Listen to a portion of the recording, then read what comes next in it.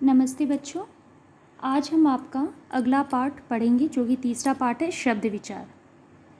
बच्चों, ये आपकी पुरानी एडिशन की किताब है जो आप लोग के पास नहीं होगी। ये पुस्तक मेरे पास आई है।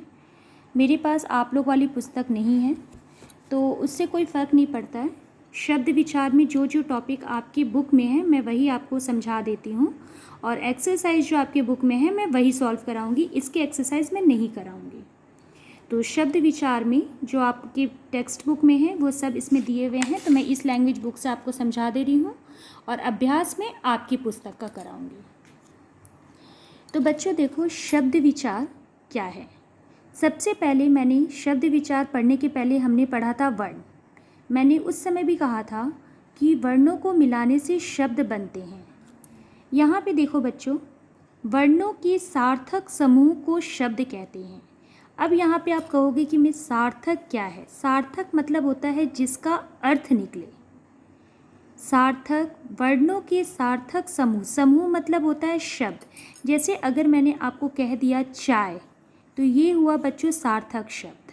लेकिन अगर यही जैसे बोलचाल की भाषा में कहते हैं कि चाय वाय, वाय शब्द जो हुआ बच्चों, ये हुआ आपका निरर्थक शब्द। ये शब्द नहीं कहलाएंगे, ये है सार्थक शब्द। सार्थक शब्द होते हैं, निरर्थक शब्द शब्द नहीं होते क्योंकि उसके अर्थ नहीं निकलते। तो वर्णों के सार्थक समूह को शब्द कहते हैं। ठीक है, मतलब वर्णों को मिलाकर जो शब्द का अर्थ निकले उसे हम शब्द कहते हैं। शब्द का अब पद क्या है। शब्द का जब वाक्यों में प्रयोग होता है तो वह व्याकरण के नियमों में बंध जाता है, तब वह पद कहलाता है। मैंने आपको पहले भी कहा था, वर्णों को, ये छोटे छोटे जो हैं ये वर्ण हैं, वर्णों को मिलाने से शब्द बनते हैं। शब्दों को मिलाने से वाक्य, और वाक्यों से अनुच्छेद और निबंध, कहानियाँ, ये सब बनते हैं। ठीक है, तो पद क्या कहलाते हैं। शब्दों का जब वाक्यों में प्रयोग होता है तो व्याकरण के नियमों में बंध जाता है, उसे हम पद कहते हैं। शब्द बच्चों 4 प्रकार के होते हैं, ये ध्यान देने योग्य बातें हैं।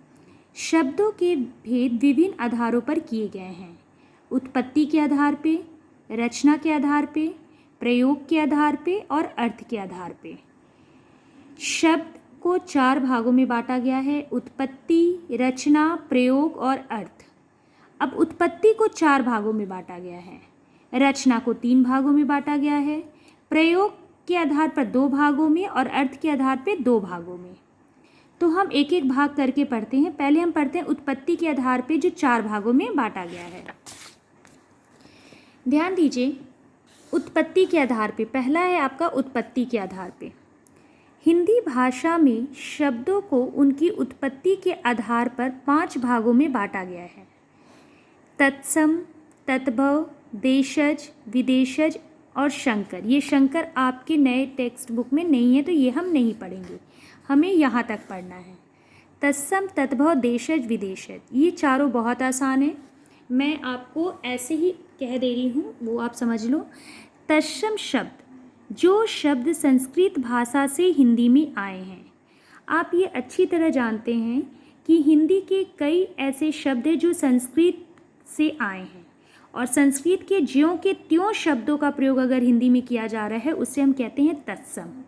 लेकिन उसके शब्दों को परिवर्तन करके और आसान बना दिया जाता है, उसे कहते हैं तद्भव। तो आप अपने दिमाग में बस ये रखना कि तत्सम शब्द जो होते हैं संस्कृत के होते हैं। जैसे पुष्प, पुष्प को हम तद्भव में क्या बोलते हैं, फूल। वृक्ष को हम क्या बोलते हैं, पेड़। जल को पानी, दुग्ध को दूध, अग्नि को आग, कर्म को काम, और ये है, ठीक है, घृत घी।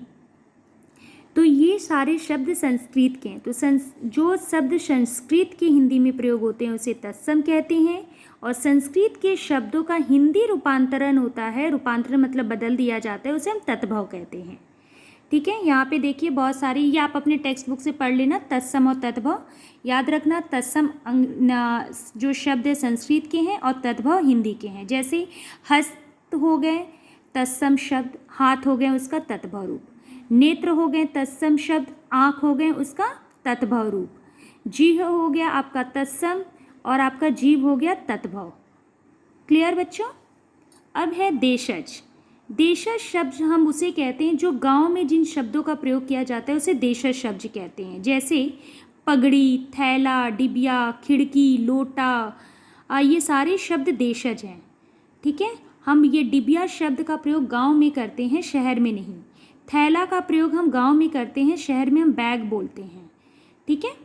विदेशज शब्द जो होते हैं अंग्रेजी भाषा के शब्द होते हैं। जैसे मान लीजिए स्कूल अंग्रेजी शब्द है, लिपि भले इसकी हिंदी हो, लेकिन school, college, game, pencil, chocolate, ball, football, ये सारे शब्द आपके विदेशज हैं।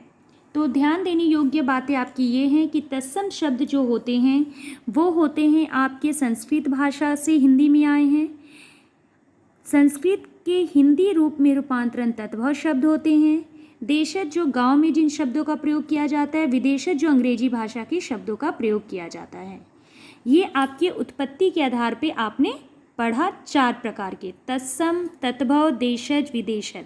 आसान तरीका मैं फिर कह रही हूँ, तत्सम हो गया संस्कृत के शब्द हिंदी में रूपांतरण होते हैं। तत्भव हो गया आपका हिंदी शब्द जो संस्कृत से शब्द आए हैं हिंदी में बदल जाते हैं। देशज जिन शब्दों का प्रयोग हम गांव में करते हैं। विदेशज जो अंग्रेजी शब्द का प्रयोग हम हिंदी में करते हैं। ये है आपका उत्पत्ति के आधार पे।